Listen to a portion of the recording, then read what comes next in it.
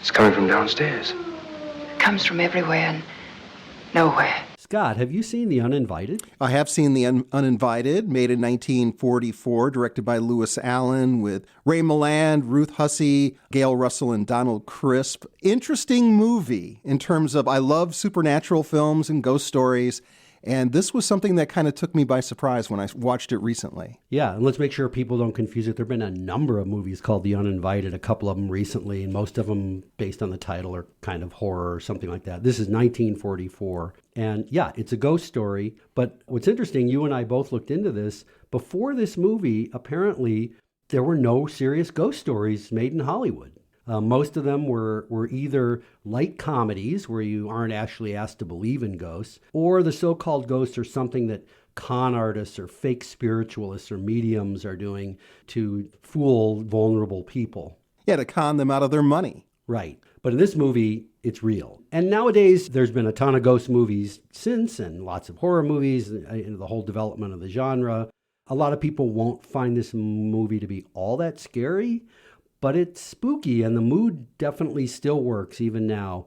And it really was the movie that set the tone for all movies that followed in Hollywood that were serious ghost stories. And there are moments in the film where there is some levity or in a lightheartedness, and it's because of the way the characters respond to the ghost story. Even though they believe it's real, the way that they're responding is such that, hey, we'll deal with this. Yeah, and they then usually accompany that with funny music or something. So they'll get you going to think, oh, it's funny again, and that's what most ghost stories have been. And then all of a sudden it'll almost turn on a dime and become very creepy again. So the story of The Uninvited is there's this brother and sister, Rick and Pamela Fitzgerald, played by Ray Milland and Ruth Hussey. And they come across this beautiful unoccupied home on the sea cliffs of Cornwall in England, right on the ocean. And they find out the house is for sale, and on a whim, they decide to buy it. And they meet the old gentleman, Commander Beach, who owns it, and he sells it to them for a really good price. Although right away, something comes up that there's sort of rumors that it might be haunted, but he just laughs that off, and they don't believe it, of course. But what's interesting is the commander has this granddaughter named Stella Meredith, and she's only 20 years old. And she's really upset that her grandfather sold the house. She only lived there as a baby, but she's really attached to it because it's where her parents lived and she was born, and it's where her mother died. And the commander forbids Stella to go there. So now we're already suspecting what he said about ghosts might not be quite right. And then Rick and Pamela pretty quickly experience the classic ghost stuff, unexplained rooms that suddenly get chilly, this strong scent of mimosa flowers that appears for no apparent reason, and they hear a distinct woman's cries and moans in the night, and it appears that the house is haunted after all. As it develops, Rick and Stella, so remember this is a brother and sister who own the house, Rick and Pamela. Rick and Stella become involved romantically, and he lets Stella come to the house against her grandfather's wishes. And she seems calm at first and is kind of glad to be back there. But then she suddenly rushes out and almost falls off the cliff into the sea, which it turns out is exactly how her mother died, falling off that same cliff, same spot. And Rick saves her at the last minute. And then they learn this tragic story. Stella's mother, Mary, died falling from this cliff. And Stella's father had had an affair with this Spanish artist named Carmel, who was living with them. And eventually they have a seance in the movie, which definitely is not approved by the grandfather. He doesn't even know about it. But Stella's there, and the two of them and another character. And she goes into this trance and she begins speaking Spanish. So it now appears that there are two ghosts in the house. There are two ghosts, and then they show you that one seems to be more benevolent than the other. And one seems to be the one where you go into the studio, which is up on the second floor. The second floor seems to be primarily where the rooms are very cold.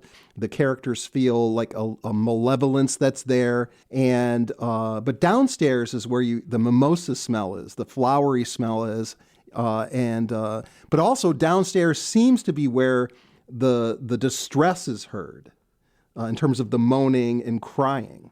Yeah, I hadn't noticed all that upstairs downstairs divisions. And both the pets, the cat and the dog refuse to go up the stairs.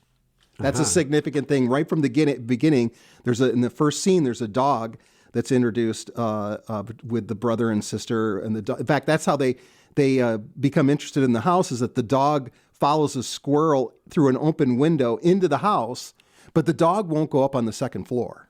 Yeah, and isn't that a classic thing for ghost movies? The animals kind of know, right? They also show a cat that arches its back and hisses and won't go up the stairs to the second floor. So the movie, what's great about it is the way that it builds in power, and they fool you with little moments of humor, but then it goes against that expectation. And it gets really dark and moody, even kind of evil feeling. And they use a lot of visual and sound effects for that. One really clever thing that they did was, for some reason, the house has no electricity. Did you notice that? Yeah, so they have to use candles and lanterns. But this is supposed to be taking place in the present day in the 1940s when, of course, virtually all houses had electricity. This isn't like super remote or anything. But by not having electricity, it lets them, everything looks like it's lit by candles. Of course, in the 1940s, you could not actually light a scene by candles like you can now. It required a clever use of lighting, but still, it lets the great cinematographer Charles Lang use a lot of darkness and shadow. And I think the total effect with the suspense, and you're not quite sure, and the lighting and the mood, is it reminded me a lot of the Val Lewton horror films around the same time. I can see that. And we did a whole show on that, right? Yeah, and you see from the very get-go in terms of how Charles Lang shoots his cinematography, where you see the ocean and the cliff where the house sits upon. The house itself is very impressive in terms of the architecture, and there's always the setting always enhances the story. Yeah, and their decision about what to show and what not. Because, a lot of times with ghost movies, we kind of think we're not going to ever see the ghost, right? It can be just done as more like psychological horror. And apparently, at first, Paramount Pictures, who made this, they didn't want to show the ghost, but then the director really did, and they did great visual effects. And the other thing is that they don't show you, it's one of those great things in terms of suspense or horror movies where you only get a little bit of a hint of what things are, and by the end of the film, you're going to see more than what you've seen earlier. Yeah. It's worth talking about the actors in this. I think we could do a whole show on Ray Milland. He's one of those workman actors who is in over 100 movies, many great movies. He won his one Oscar for a movie right after this one, The Lost Weekend, with Billy Wilder, which was one of the very first movies to really seriously look at serious alcoholism. And Ruth Hussey is a wonderful actress, but the actress that people usually talk about, the actor in this movie, is Gail Russell, who really is the main focus of the movie because it's her mother and this other character that are haunting the house. She was the one that was saved and almost went over the cliff too as a baby. It all revolves around her. And this is her first real big role. I mean, she'd had a couple minor parts before this, but this is Gail Russell, 18 years old, who had just been discovered by a Hollywood producer. She had no acting experience. And she's really interesting because Gail Russell has often been criticized as not being a very good actress. And her acting technique is kind of stiff at times. And another actress, if she'd had the part, almost certainly would have delivered a lot of the lines better.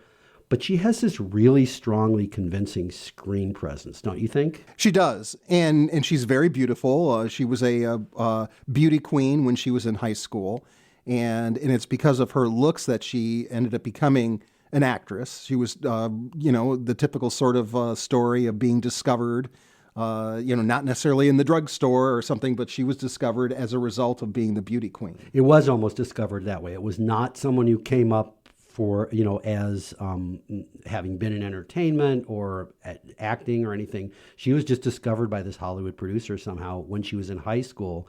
She's a tragic story, unfortunately. Gail Russell apparently was never really comfortable with acting. She was an artist. She liked to draw and paint, and she was always very uneasy acting.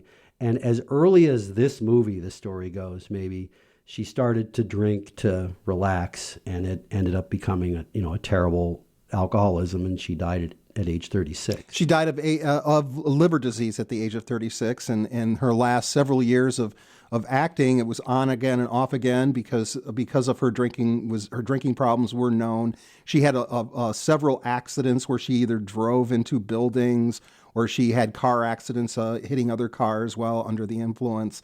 And yeah, it was this movie. It was actually one of the people that either makeup or somebody that was in the behind the scenes suggested to her that she drink some alcohol before doing her scenes to relax. Yeah. And that was really the beginning of her alcoholism. Yeah, she was only 18, and but she went on and did a lot of interesting movies. She's kind of an interesting actress. She was in a couple movies with John Wayne. She was in a fascinating film noir called Moonrise. They did a sequel to this movie with Joel McCrea.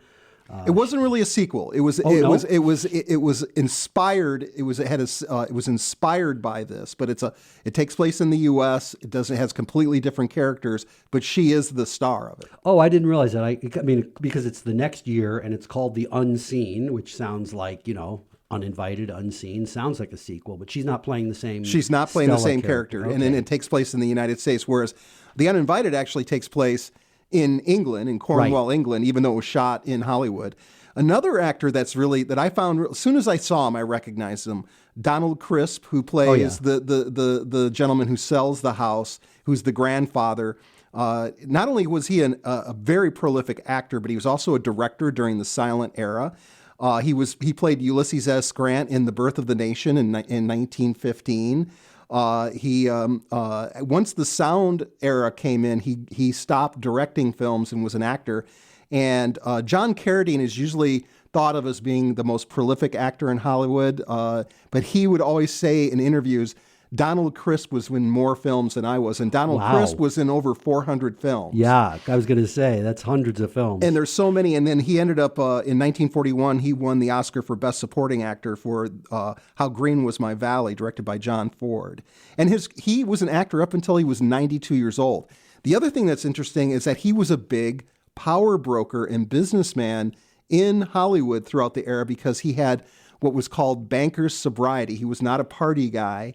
And he invested money in real estate, which obviously only grew in value throughout the decades in Los Angeles. He was a very wealthy man just from his business interests. Oh, so he's one of those guys in the early days of Hollywood. You said Birth of a Nation. So you're talking like he's there in 1912 or 1915 buying land in the L.A. area. And then he was a fascinating guy. He actually went back during World War I, he took a sabbatical to go back and join the British military and fight in World War I. He became a U.S. citizen after that, and then he was in the Army National Reserve during World War II. So he's a fascinating character. Definitely one of those faces you see in movie after movie in the old movies, huh? Yeah, that's. See, immediately when he was in his first scene, I'm like, I've seen this guy a million times. So many movies, right. So many movies. Now, another aspect for me as music director here at WGVU FM playing jazz was that the standard Stella by Starlight, composed by Victor Young, was introduced in this movie in 1944. And then later, Charlie Parker did the first jazz recording, 1952. It was followed by Stan Getz, Chet Baker, Bud Powell, Miles Davis, Bill Evans Trio, and then vocal versions, Ray Charles, Anita O'Day, Ella Fitzgerald. I mean, so many. And even today, it's one of those American standards that is performed by jazz musicians all the time. So that was fascinating to see that this was the origin for that. It was also in other movies. It was in Forever Female with Ginger Rogers in 1953. So it's interesting to me that this is where Stella by Starlight was created. That is interesting because if you think all the things we're talking about, a little bit of an obscure movie with Gail Russell and people, probably the thing that has lasted the longest and most people would know about, from what you're saying, is probably that song. Is Stella by Starlight. And it's called Stella by Starlight because the Ray Milland character plays a composer, and Gail Russell, the woman he falls in love with, is named Stella. Well, thanks for talking about it, Scott.